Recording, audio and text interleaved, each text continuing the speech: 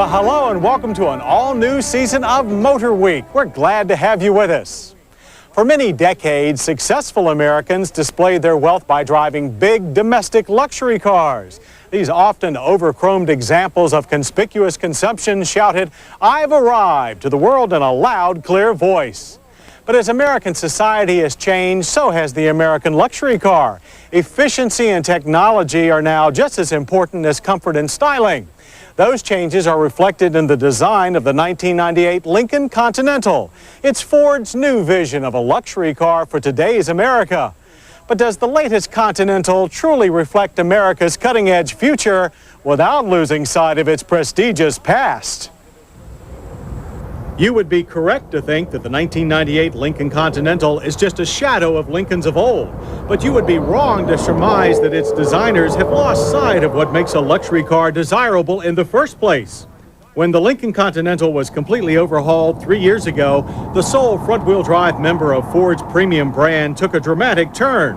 Not only did it trade up to more contemporary styling, but the Continental also became the electronic marvel of the Lincoln fleet.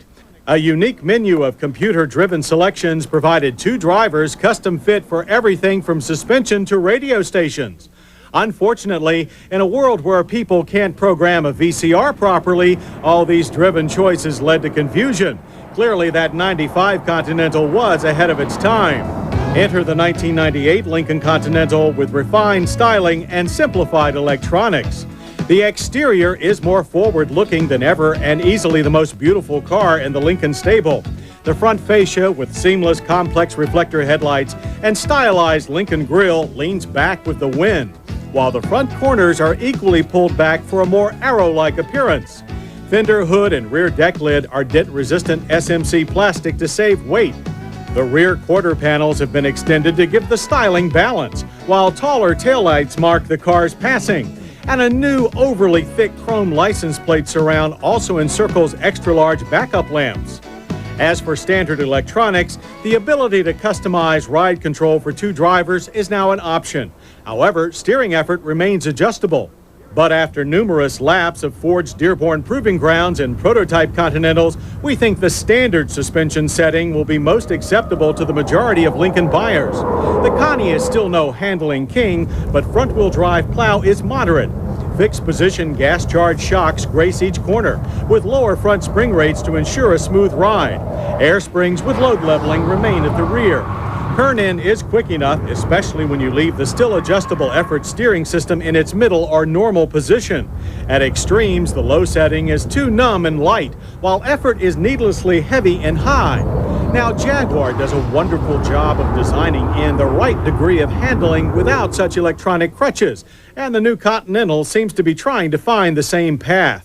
Brakes, on the other hand, needed no such change in direction. Stops from 60 of 130 feet are typical. The all-disc system has standard anti-lock with a modest amount of pedal feedback. Another item Ford refused to tamper with is the standard 4.6-liter dual overhead cam 32-valve V8. This is the impressive Intech engine, also used in the Mark 8. With some 260 horsepower and 270 pounds-feet of torque, it was more than adequate to pull this front-wheel drive luxury sedan through all of its paces with plenty of passing power and reserve. 0 to 60 took only 7.5 seconds, while the quarter mile passed in 15.6 seconds at 94 miles per hour. No matter what else you might say, this luxury car can get out of its own way. Plus, changes to the 4-speed front-drive automatic transaxle ensures shifts that are both crisp and gentle. An all-speed traction control system continues as standard. To go with the new exterior, the Continental gains a refined interior as well. The combination of real bird's-eye maple wood trim on the dash, as well as the door panels, and elegant touches like a chrome analog clock in the center of the IP, makes this a warmer, much more expensive atmosphere. The 98 Lincoln Continental will seat 6, but 5 is the standard complement. The leather-trimmed driver's seat moves back a couple of inches to make getting in easier. 2-position seat memory is standard, as are seat-shaped controls. Power lumbar support adjust is included, but tilting the steering wheel is still done by hands alone. Front seat padding is full, while support good, with plenty of head and leg room for 6-footers. If you order the heated seats, both bottom and back can be warmed. Controls are easy to reach, including the gear shift, which has a polished metal faceplate that reminds us of an Audi A8. Indeed, the clear fluorescent analog gauge cluster also looks like it belongs in a megabuck sports sedan. But we still think the message center operation is confusing. The center console with retractable front cup holders is also new. Automatic climate control is standard with new rear air vents. We expect good climate control in a car of this class. We also expect a great sounding stereo. The standard cassette system can be augmented with JBL speakers. And while there is no in-dash CD player, a compact disc changer can be fitted inside the front console. We like that a lot. The rear bench seat is broad and cushy with room for 3 adults in a pinch. The center armrest has acquired new cup holders. There is no in-car opening to the trunk, but the trunk lid can be opened with the key fob. Luggage space grows slightly to 18.9 cubic feet and is now almost as large as the rear-drive town car. With car prices hitting a brick wall this year, you won't pay a lot larger bill for the new Continental. 98 prices begin at $38,500 or only $550 more than a 97.